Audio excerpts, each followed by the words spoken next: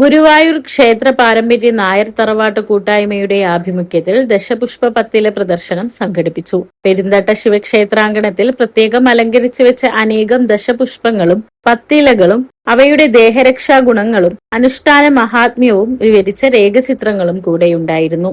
അതിരുദ്ര യജ്ഞാചാര്യൻ കീഴേടം രാമൻ നമ്പൂതിരി ദീപോജ്വലനം നടത്തി ഉദ്ഘാടനം നിർവഹിച്ചു.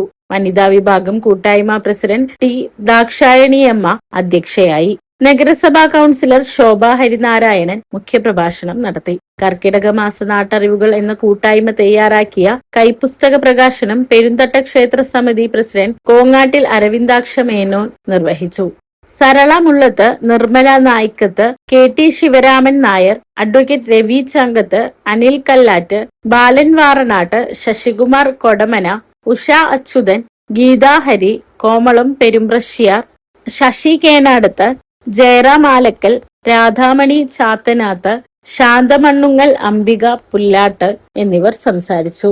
ഭക്തജന നിറവിൽ ചേർന്ന പ്രദർശനവേളക്ക് മുരളി അകമ്പടി, രവി വട്ടരങ്ങത്ത്, സി ബാലാമണി മേനോൻ, ഷീല വിജയകുമാർ, വിജയം ശങ്കരനാരായണൻ, എം മോഹൻദാസ് നായർ എന്നിവർ നേതൃത്വം നൽകി. പ്രകൃതിയെ പൂജിക്കുന്ന ലോകമായിരുന്നു നമ്മുടെ പൂർവികർ.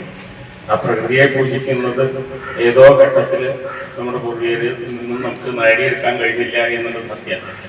ഇപ്പോൾ നാല് കുറേശ്ശെ കല്ലിലേക്ക് വരുന്നുണ്ട്. ഈ വൃക്ഷങ്ങളും വൃക്ഷപൂജകളൊക്കെ നടത്തുന്നുണ്ട്. ഇത് പകർന്നു കൊടുക്കാൻ ഇപ്പൊ നമ്മളിവിടെ വെക്കുമ്പോൾ തന്നെ നോക്കിയാൽ കാണാം ചെറുപ്പക്കാരൊന്നും ഇല്ല.